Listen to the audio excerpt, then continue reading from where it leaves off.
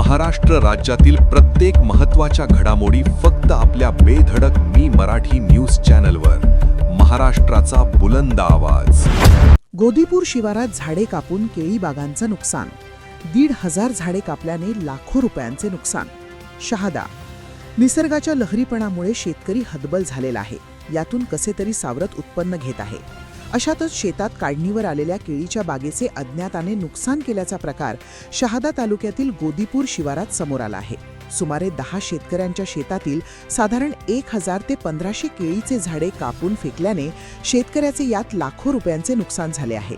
या प्रकरणी शहादा पोलिसात तक्रार दाखल करण्यात आली आहे. कधी अस्मानी तर कधी सुलतानी संकटाचा सामना करत शेतकरी आपला प्रपंच चालवतो. परंतु अशा संकटाचा सामना करत असतानाच शेतकऱ्याच्या केळीच्या बागेचे अज्ञातांनी नुकसान केल्याचा प्रकार समोर आला आहे. शहादा तालुक्यातील ब्राह्मणपुरी येथील शेतकरी रोहिदास मंगेश पाटील, रवींद्र नामदेव कापडे, अशोक रघुनाथ पाटील, ईश्वर रघुनाथ पाटील, दीपक श्रावण कापडे, छोटूलाल खंडू कापडे, कांतीलाल भगवान पाटील, किशोर भगवान पाटील, जगन्नाथ नारायण पाटील, पंकज नरसई पाटील यांची शेती गोदीपूर शिवारात आहे. यांच्या शेतातील केळीच्या बागेतील 1,000 ते 1,500 केळीचे झाडे अज्ञातांनी कापून फेकली आहेत. यामुळे या शेतकऱ्यांचे मोठे नुकसान झाले असून शेतकरी आर्थिक संकटात सापडला आहे.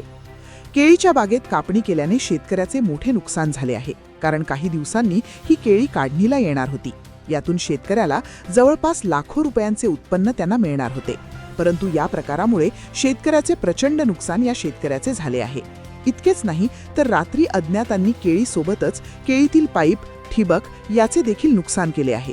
यामुळे आर्थिक नुकसानाची झळ या शेतकऱ्याला बसली आहे. लाखो रुपये खर्च करून एक केळी आम्ही तयार केलेली होती.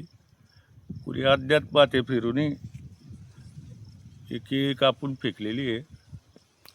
त्याच्या पोलीस प्रशासनाने त्वरित बंदोबस्त करायला हवा. आधीच व्यापारी माल घ्यायला येत नाही आहे. त्याच्यात हे केळी कापून गेले.